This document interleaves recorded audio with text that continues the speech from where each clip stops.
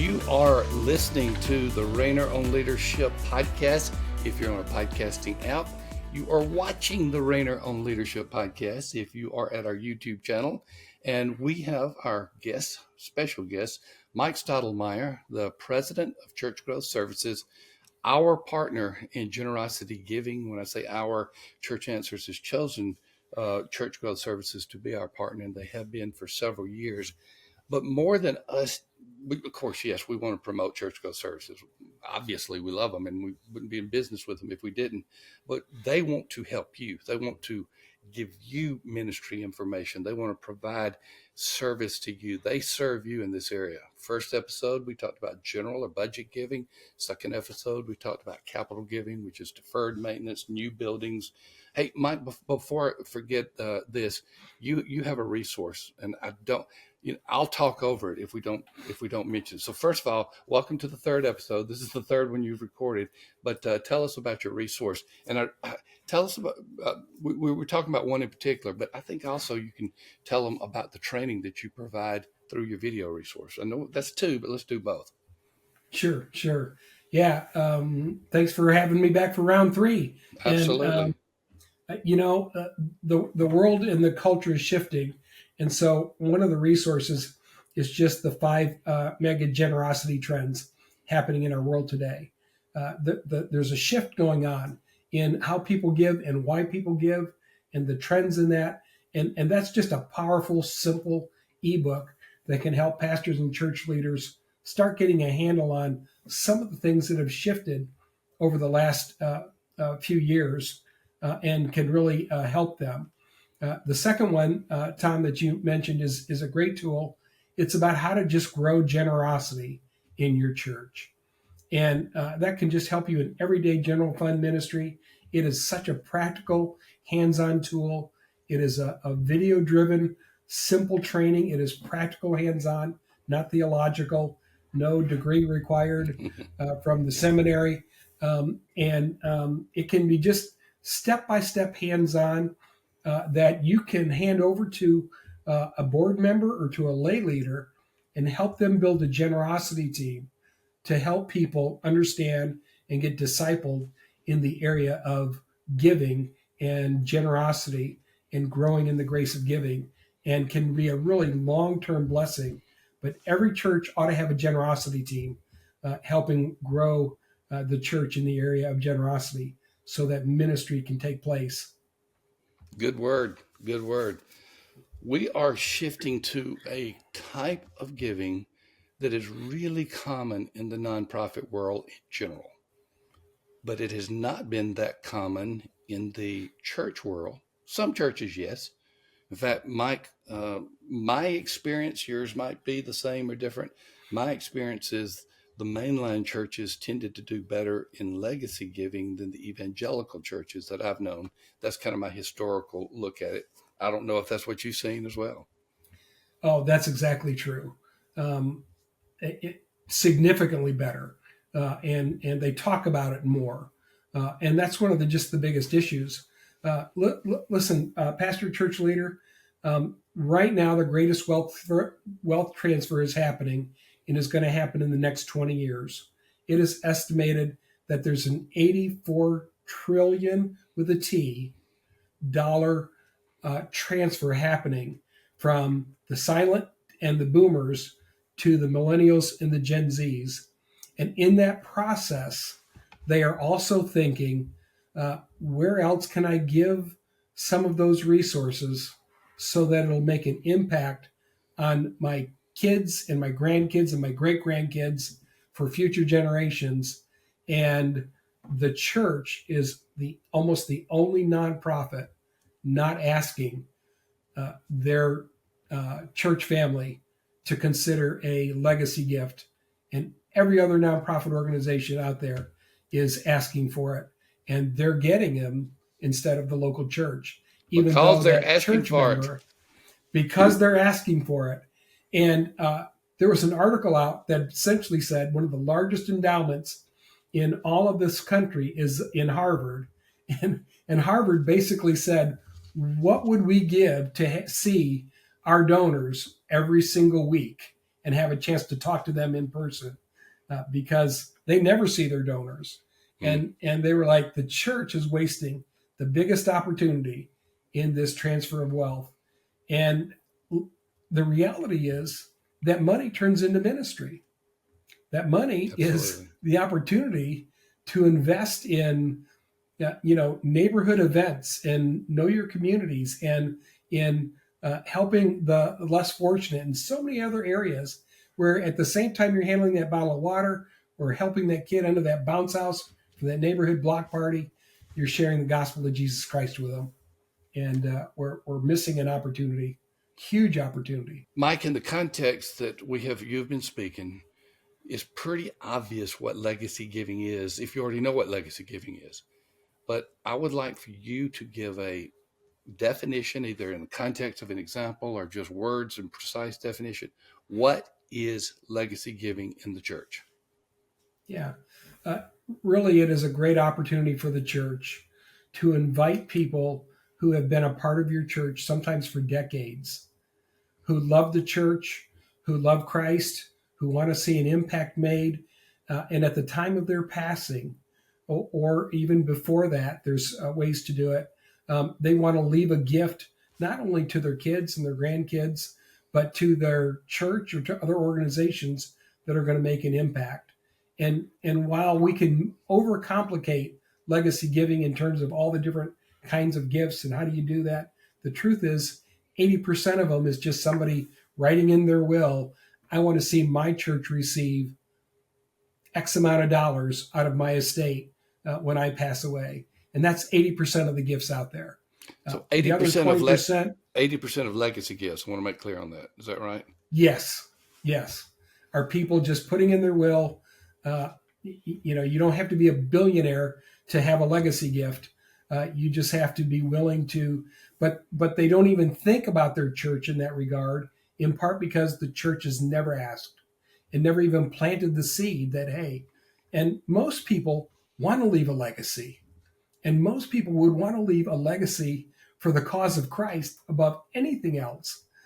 And yet, so many nonprofits and other organizations are receiving those gifts because they're asking them and sharing with them the vision and ministry of their organization.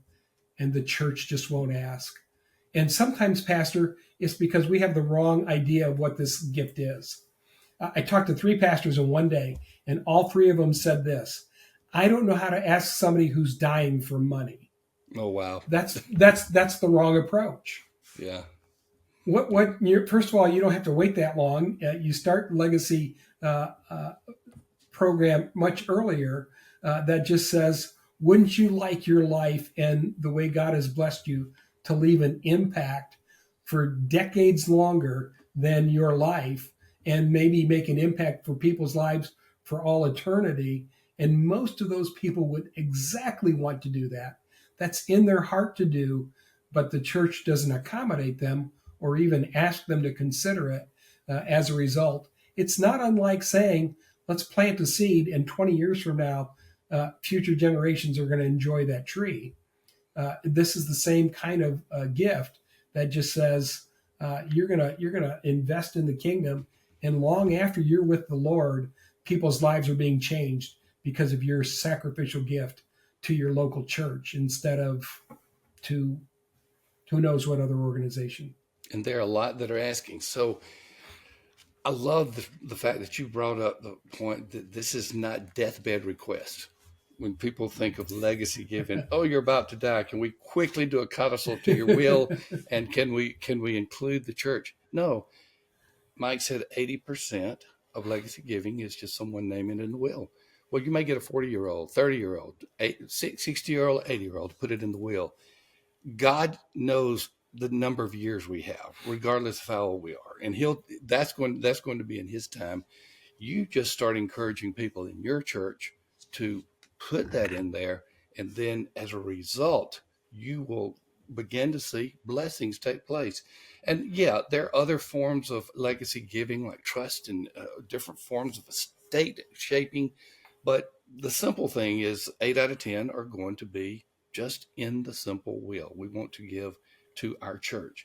So Mike, you mentioned that you talked to three pastors right together, and they all had this perception of the deathbed request.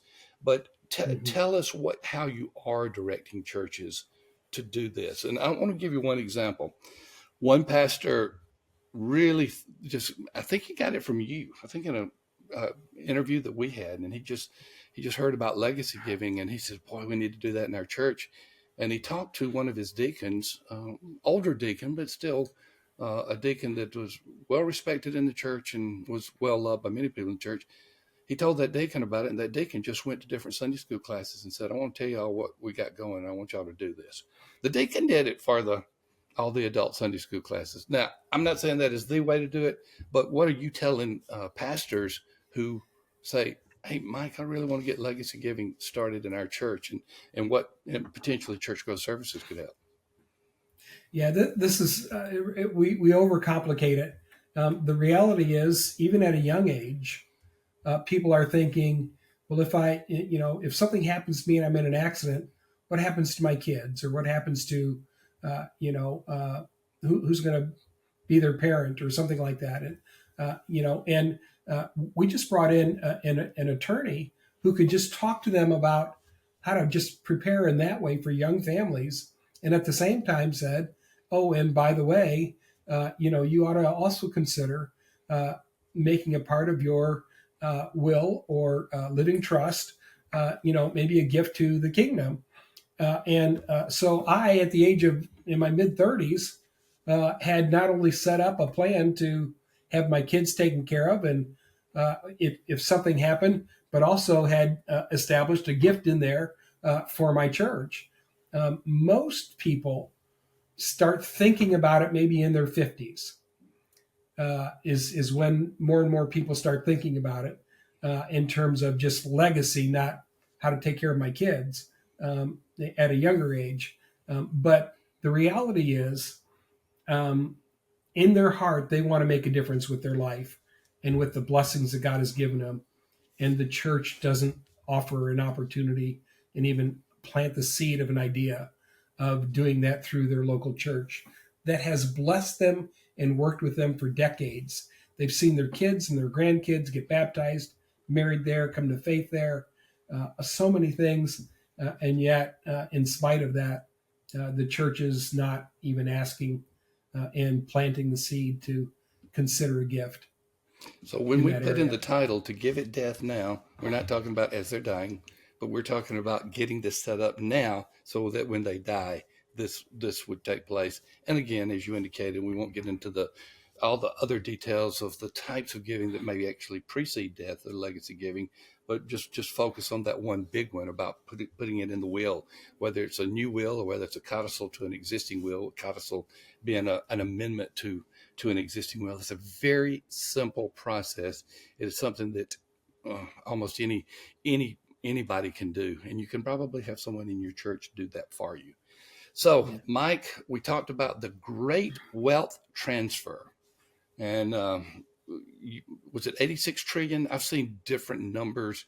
I was trying to remember 84 the trillion is the number I saw today. yeah, and of course those are estimates based upon wealth that is not precisely known, but it's a T number, and it's usually when you see that it's well over 50 trillion, and it gets closer to even 100 trillion. And Mike mentioned that it's something to think about is the builders and the boomers, my generation, begins to graduate, hopefully to heaven, and giving to other generations, such as millennials, Gen X, Gen Z, and and millennials, of course, are Gen Y, but then now coming on the scene is Gen Alpha as well. So who knows? I got some Gen Alpha grandkids. So Mike, that's making me think. I may want to move some of the giving from my sons to my grandchildren because no, Nellie Jo will never go for it. She'll honor the sons that are there. So, Mike, some last words before we begin to wrap this up about legacy giving and some things that you would encourage church leaders. You've given a lot of nuggets, and I think Again, here are my two nuggets. They're redundant. Nugget number one is that 80% of legacy giving is just putting it in a will. It can be a new will or it can be an amendment called a codicil to an existing will. And the other nugget that I heard is just asking, because so many nonprofits are asking that you do that, and that they are sustained by legacy giving sometimes more than they are by just a regular giving pattern. I was talking to the president of a large nonprofit that you would recognize, and he said it's been an incredible shift from monthly donations to legacy giving in their organization. He said we're focusing on that. Well, I'm just thinking there are a lot of churches that will need to be focusing on that too. So, any last words that you Yeah. have before we wrap up this series? Yeah, in terms of those legacy gifts, your church needs to be trustworthy. You have to honor people's giving and be good stewards. That just is about of integrity, which our churches need to have and do have. There's a simple component of having a vision. If I gave you $1 million, would you know what to do with it? There's some simple things in this process and components. But the reality is, even just helping people set up a will, because a large percentage, the numbers vary, somewhere between 40 to 60%, don't even have a simple will. Wow. And so help them get it set up with a simple will, and at the same time, introduce the opportunity to invest for all eternity the kingdom through the church that is serving their families and their kids and their grandkids and everything. Just doing that is takes you a long way. And what could you do if every year, through those legacy gifts, you got 50, 100, $200,000, and it starts becoming uh, a pattern because you've started today. There's an old saying that says the best time to start a legacy campaign was 25 years ago, and the second best time is today. Mm-hmm. And pastors, if you never start, you'll never get there. And $84 trillion over the next 20 years is the last estimate. There's another nugget. Well, Mike, thank you so much for being a part of these podcasts. They've been invaluable. In the first episode, number 34, we talked about general fund giving. Episode number 35, we talked about capital giving, which has many implications. You can go back and listen to that one. And in this episode, we talked about legacy fund giving. This has been rich. There's been a kind of a emphasis on all of these that we put in the title, and it's the word now. You need to act now. I mean, legacy giving is not something that you're setting up 10 years from now. Legacy giving is something that you do now. All of these are things that you do now. And let me encourage you, the audience, you YouTube viewers and you ALC listeners, let me encourage y'all to contact Church Growth Services. You can go to their website, churchgrowthservices.com. If you want to go to the show notes, we got some links there, and Mike has some good resources that I would encourage you to check out as well. And Mike, you also mentioned that there's a video series, training series that you can provide churches to help them in the general fund, kind of a do-it-yourself training. I want you to give that one more time before we go, because you mentioned a special discount as well. Yeah, the Grow Generosity Academy is that basic generosity training for your congregation in the area of the general fund. Short, practical videos that you can hand to a layperson, and they can walk through the material and get help and help your church. And if they buy that in the next week, we'll give 20% off with the code TOM, THOM. There's an H in there, and that will provide them with 20% off to just help the churches, because ministry costs money, and God's people are called to be generous. This is a spiritual issue, not a financial one. And we're just blessed to be on this journey with you, pastors, and with Church Answers and Tom and Sam and Jess and Art and the whole Rainer clan. There's a lot of us. Thank you always, Mike. We love the partnership. We love working with Church Growth Services. We love working with Mike Stadelmayer. Thank you also, listeners, viewers. Hey, you YouTubers, give us a thumbs up. Subscribe to our YouTube channel, Church Answers. And for those of you listening to this on your favorite podcasting app, give us a rating and review as well. Thank you. If you would do that, we'd be grateful. That keeps the message out that this ministry is available. It's available because of generous sponsors, ministry partners like Church Growth Services. So thank you as always for being a part of this, the Rainer on Leadership podcast. Thank you for making a difference in your churches, and we hope to walk alongside you every step of the way. See you later.